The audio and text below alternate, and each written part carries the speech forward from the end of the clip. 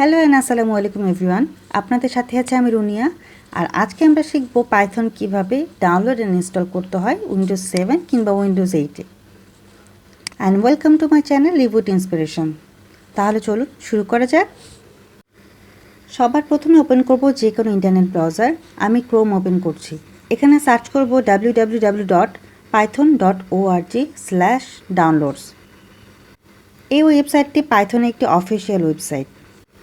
ওয়েবসাইটটিতে enter করার পর আমরা দেখতে পাচ্ছি ডাউনলোডস ট্যাবের আন্ডারে এখানে ডাউনলোডে কিছু অপশন দেওয়া আছে।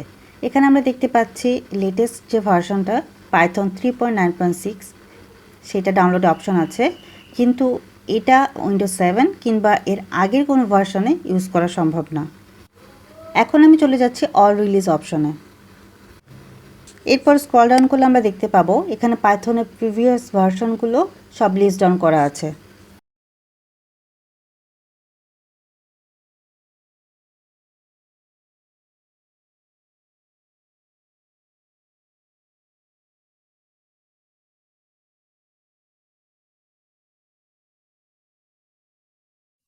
এখান থেকে আমরা ক্লিক করব 3.8.9 ভার্সনে। এই পেজটিতে স্ক্রল ডাউন করে নিচে চলে গেলে আমরা দেখতে পাবো এখানে দুটি অপশন আছে, Windows installer 32 bit, Windows installer 64 bit. এখানে আমি 64 বিটটা ক্লিক করছি, এটা আমার পিসি কনফিগারেশনের সাথে যায়। এখানে নিচে দেখতে পাচ্ছি যে আমাদের ফাইলটি ডাউনলোড হচ্ছে। ফাইলটি ডাউনলোড হয়ে গেলে এখানে ডাবল ক্লিক করে ফাইলটি ওপেন করে নেব।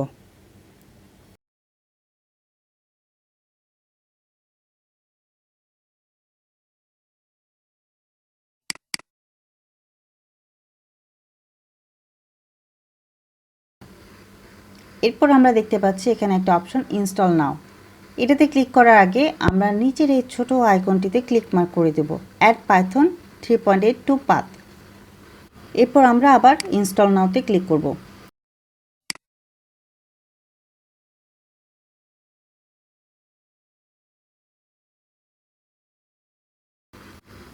এই প্রসেসটিতে একটু সময় লাগতে পারে। এখানে আমি খুব দ্রুত দেখিয়ে দিচ্ছি যেন ভিডিওটি অনেক বেশি বড় না হয়ে যায়।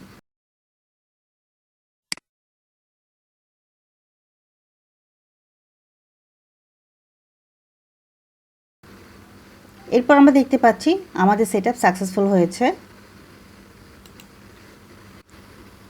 এখন এই সাকসেসফুল উইন্ডোটি ক্লোজ করে চলুন আমরা একটু দেখে নিই যে আমাদের ইনস্টলটা সাকসেসফুলি আসলেই হয়েছে কিনা। তাহলে আমি চলে যাচ্ছি রান অপশনে। এখানে যে আমরা টাইপ করব সিএমডি। এরপর সিএমডির এই ব্ল্যাক একটা উইন্ডো আসবে। এখানে আমরা লিখব পাইথন PYTHON, তারপর এন্টার প্রেস করব। এখানে তিনটা গ্রেটার দেন আইকন দেখতে পাচ্ছি। তাহলে এখানে একটা লজিক্যাল কাজ করা যাক। আমি টাইপ করছি 5+2। তাহলে দেখুন এন্টার প্রেস করার পর এখানে নিচে আমাদেরকে ফলাফলটা দেখাচ্ছে 7। তার মানে আমাদের পাইথন ইনস্টলেশন সাকসেসফুলি হয়েছে।